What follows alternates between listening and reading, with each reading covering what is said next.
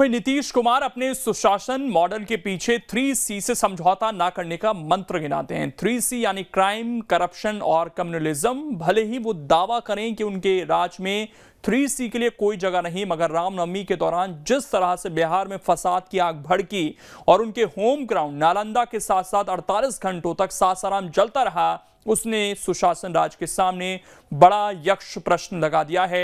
देश को झंझोर देने वाली हिंसक घटनाओं पर नीतीश के नरम रुख ने भी कई सवाल खड़े कर दिए हैं। इन सवालों के बीच जो खेमा कल तक फोक सिंगर नेहा सिंह राठौर के समर्थन में खड़ा दिखाई देता था, वो आज नेहा के बोल से नाखुश है। अरे रामनवमी के जुलूस में पत्थरबाजी जारी बा, रामनवमी के जुलूस में पत्थरबाजी जारी बा, चचा भतीजा के जाटा में पीस रहल बिहारी बा, काबा बिहार में काबा। ना करते करते आखिरकार नेहा सिंह राठौर को अपनी चुप्पी तोड़नी ही पड़ी। फसाद की आग में झुलस रहे बिहार के हुक्मरानों से पूछना पड़ा कि बताइए सुशासन बाबू, बताइए बिहार में काबा। चचा भतीजा के जाटा में पीस रहल बिहारी बा, काबा बिहार में काबा। अपने भोजपुरिया तरानों से सत्ता सियासत पर सीधा तंज करने वाली नेहा सिंह राठौर लौट आईं, मगर उनके निशाने पर योगी नहीं बल्कि इस बार नीतीश कुमार हैं, और इसकी वजह आप खुद जान लीजिए। यूपी में योगी और बिहार में नीतीश, दोनों मुख्यमंत्रियों के लॉ एंड ऑर्डर मॉडल की अग्नि परीक्षा 31 मार्च को हुई थी, और 31 मार्च ने ही दिखा दिया कि यूपी का माहौल बिगाड़ने वाला कोई फसादी सिर नहीं उठा पाया। इसके उलट बिहार 48 घंटे तक चलता रहा। योगी राज में टकराव तो दूर, किसी किस्म की तकरार की घटना भी सामने नहीं आई। दोनों धर्मों के तीज त्योहार की रौनक दिखी। इस तरह योगी राज में कानून व्यवस्था चाक चौबंद दिखाई दी, और इसकी वजह सिर्फ और सिर्फ एक है। कानून से खेलने वालों को इल्म है कि यूपी में बाबा हैं। यही वजह है कि योगी मोदी को पानी पी पी कर कोसने वाले चेहरों के निशाने पर पहली बार आ गई नीतीश तेजस्वी की जोड़ी कि बताइए सुशासन बाबू, बताइए। चचा भतीजा के जाटा में पीस रहल बिहारी बा, काबा बिहार में काबा। वो 31 मार्च का दिन था। देश भर की तरह बिहार में भी रामनवमी की शोभा यात्रा निकाली जा रही थी। इसी दौरान मुख्यमंत्री नीतीश कुमार के होम ग्राउंड नालंदा के बिहार शरीफ में दो गुट आमने सामने आ गए।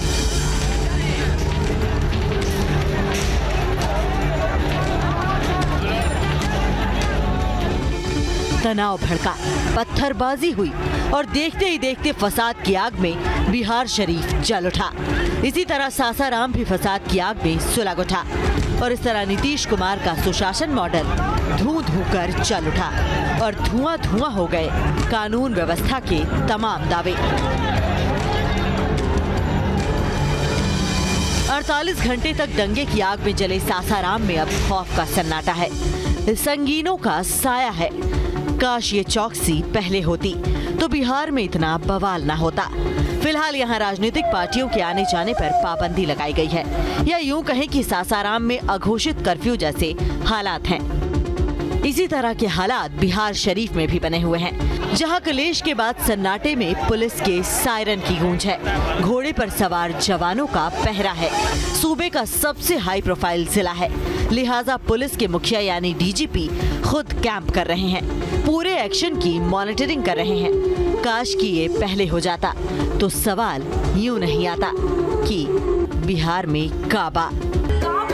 बिहार में काबा। बिहार शरीफ से लेकर सासाराम तक अब क्लेश के बाद सन्नाटा है, मगर इसमें कोई शक शुबा नहीं कि बिहार में लोकल लेवल पर इंटेलिजेंस एजेंसियों से चूक हुई।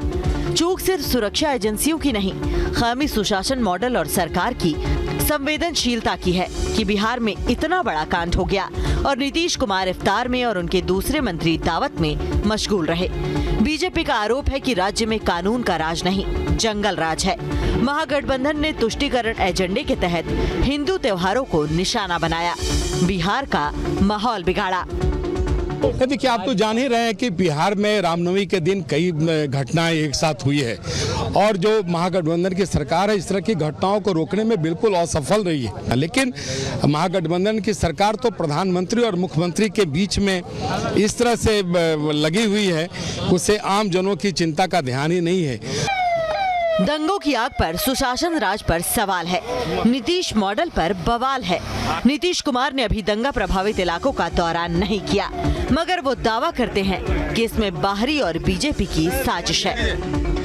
अब बिहार में आप लोग जानते नहीं हैं, आप तो यंगर जरा सबसे पूछ लीजिए बिहार में किस तरह से हम लोगों ने आपस में किसी तरह का विवाद न हो और कितना ज़्यादा हम लोगों ने किया है। अब कहीं दो जगह एक जगह कहीं पर कुछ झगड़ा कर रहा अब किया तो तुरंत उस पर कब्जा भी किया गया है, तो इसलिए सब कुछ हो रहा और धीरे धीरे तो पता न चलेगा कि कौन ये सब गड़बड़ किया है। बीजेपी करवाता है, बीजेपी हाला करता है, पूरा देश भर में घूम रहा है लो ना, आरएसएस का आदमी, बीजेपी का आदमी पूरा देश भर में छड़े हुए हैं। तो दंगा तो वही लोग करवाता है और जांच होगा, सरकार जांच करवाएगी, दूध का दूध पानी का पानी हो जाएगा। फिलहाल दंगों के मामले में सैकड़ों गिरफ्तारियां हो चुकी हैं, अभी भी कई फरार हैं। सीसीटीवी के जरिए हर दंगाई तक पहुंचने की कवायद जारी है, लेकिन बिहार में पुलिसिया सिस्टम कितना एक्टिव था, इसकी पोल खोल दी बिहार शरीफ में दर्ज हुई 2 एफआईआर ने। दोनों एफआईआर में दंगा शुरू होने की अलग अलग वजह लिखी गई। एक एफआईआर में मुस्लिम समुदाय पर शोभा यात्रा के दौरान हिंसा भड़काने का आरोप लगा, जबकि दूसरी एफआईआर में शोभा यात्रा की भीड़ के उग्र होने का आरोप है। इसलिए सिर्फ दंगे की नहीं बल्कि जांच पर सियासी तूफान है।